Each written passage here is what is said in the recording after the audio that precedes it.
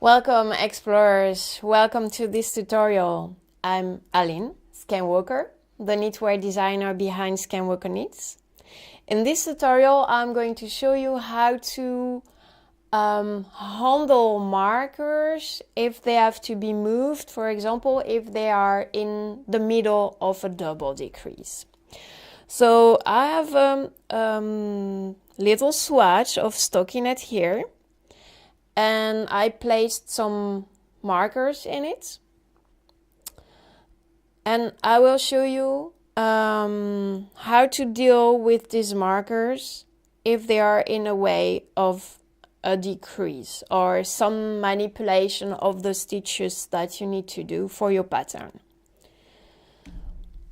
So always check in the pattern itself when you need to move a marker, or if it's specified that a marker will be in the middle of a stitch or something like that, and double check when you need to move these markers and what you need to do, if you need to put them to the left or if you need to put them to the right, and by how many stitches you need to move them. So for this demonstration, I'm going to show you how to move the marker one stitch to the left. So if I take my swatch here, what I'm going to do actually is to work a double decrease over these 3 stitches. Well, you can see that the marker is in the middle of the 3 stitches, so it's going to be difficult for me to work the decrease and get this out of the way. Either I will have to stop to slip the stitches, remove the marker, do my decrease, put the marker back, and so on. What I prefer to do myself is to move the markers on the round before I need to work the double decrease. Like, say, I need to do a double decrease on round 11, for example. I will try to move the markers on round 10. So that when I'm as far as when I'm ready to work round 11, everything will be in place and I can just keep knitting and knitting and not thinking about the markers anymore. So let's assume right now I'm working in the round. And I'm on round 10, and I will have to do a double decrease on these 3 stitches on round 11. So I have a couple of stitches that are worked already. I will go up to the marker and I will move the marker 1 stitch to the left. So let me first knit 1 and show you. On the next round I will knit these 3 stitches here to work my double decrease. On this round I do nothing, I just knit, but I move the markers. So what I need to do is grab this little guy, the marker, and put it here in between these 2 stitches. So I will knit 1, knit 1,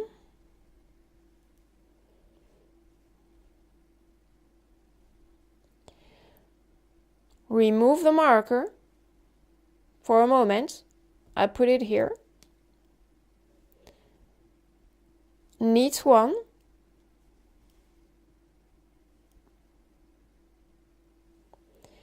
and place back my marker.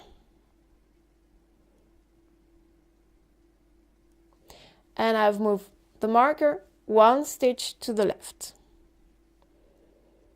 So I do that again. Now I have 4 stitches here.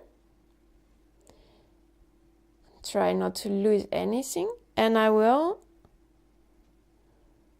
these 3 will become my next double decrease on the next round. So same thing, I knit 1, knit 1, I'm not there yet, I knit 1, knit 1 more, and now I'm at the marker, so I put it 1 stitch to the left. Here it has to land. So I remove the marker, put it on my work table for a moment, knit the next stitch, and put back the marker.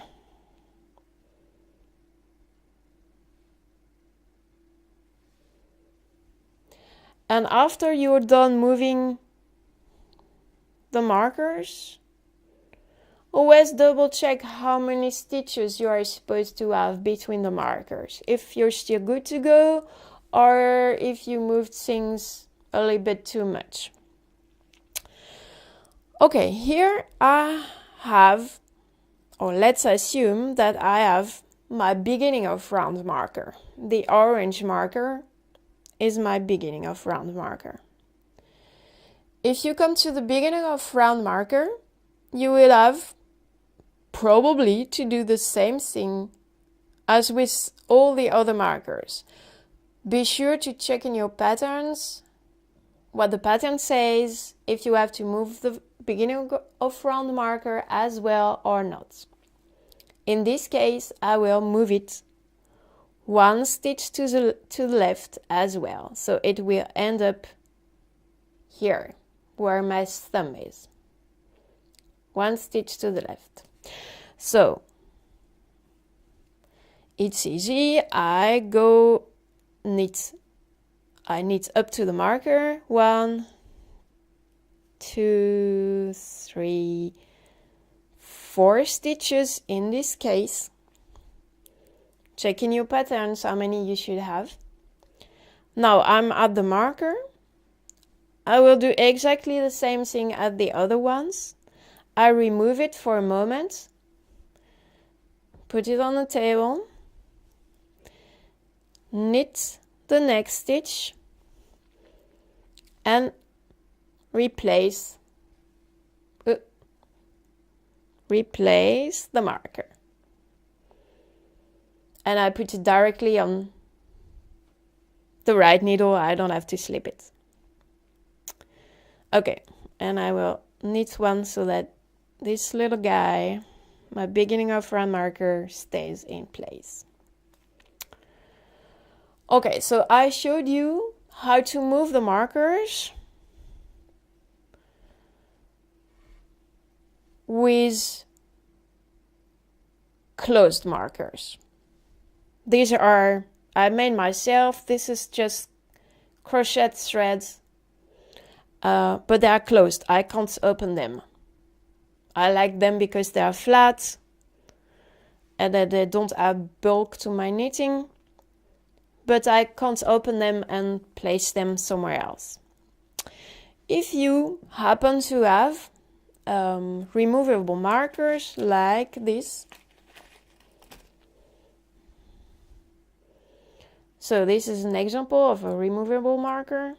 You can open it and close it easily, that's no problem. If you happen to have that, you can use them in your knitting if you need to move the markers around. So here I have one of these little guys. It's green, but that's the same one. I can open it and close it. If you have that, you can just pause for a moment. For example, just before round 11, when you have to work all the double decreases, you pause for a moment and you just open your stitch marker like this.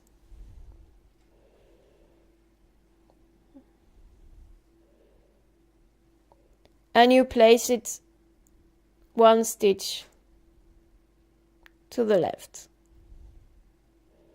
And close it, of course. So, like so.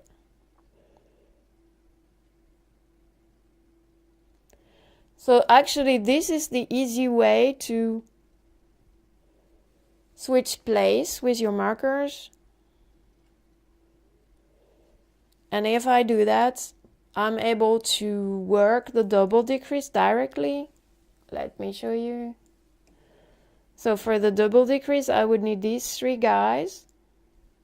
I'm able to work it without pausing. So let's say I want to do a SK2P, I slip 1,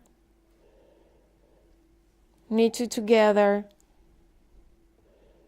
and pass. And now my marker is free, it was not in the way, I could just pass it and finish my round of our row, like so.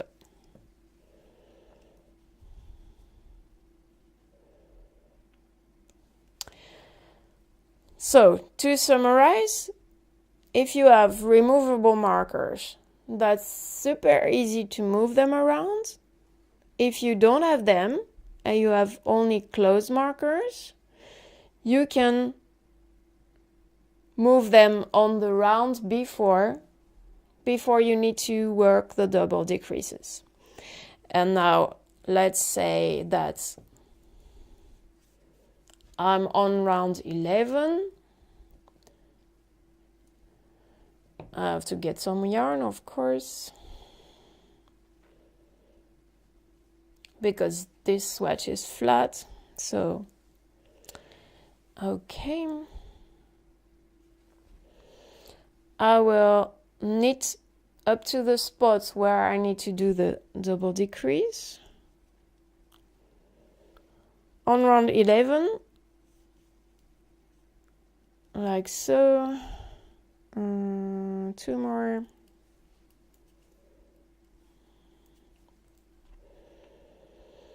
On round 11, all the markers are at the right spots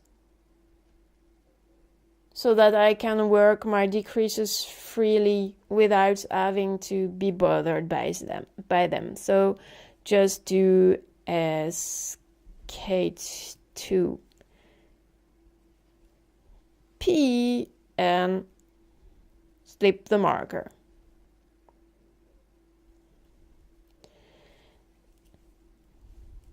So basically that's it. If I didn't do that before, I would have to do some gymnastic like this. Okay, I can slip the first one, but here I cannot do a knit 2 together without grabbing the stitch markers, which is kind of not very handy because I would have to cut them all afterwards. So the gymnastic would be slip for a moment, drop the marker, slip back, do the knit 2 together, pass to complete the decrease, and don't forget to put back the marker here. Of course, this is also possible. You can do that. But personally, I myself don't find it very handy to have to pause for a moment, drop the markers, do some gymnastic with the stitches, slip them, put them back, and so on and so on. So I prefer to do that in advance.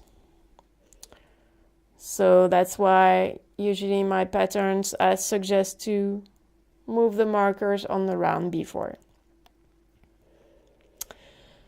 If you need to move the marker the other way around, So let's say you don't need to move it one stitch to the left, you would need to move it one stitch to the right. You can also do that on the previous round. Let me show you. It requires a little bit more manipulations. You can do it in two ways. So you assume we're going to move the marker one stitch to the right now. So the marker will have to come here, where my right needle is. Which means that when I'm at this spot, the marker is still blocked because it's blocked by one stitch. So I have two solutions. First, I need to the right spot. Okay, need to. Or purl or whatever your stitch pattern is, you work to the right spot. Now I need a new marker here. So either I have enough markers, and I do, and then I take another marker of the same color and I place it here. So in effect I move the marker one stitch to the right, and I work the next stitch, and this, the original marker, I can actually get rid of it because I have my fresh marker here at the right spot.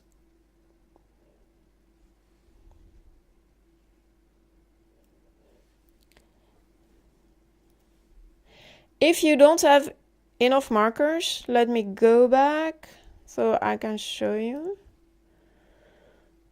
Okay, put this guy here.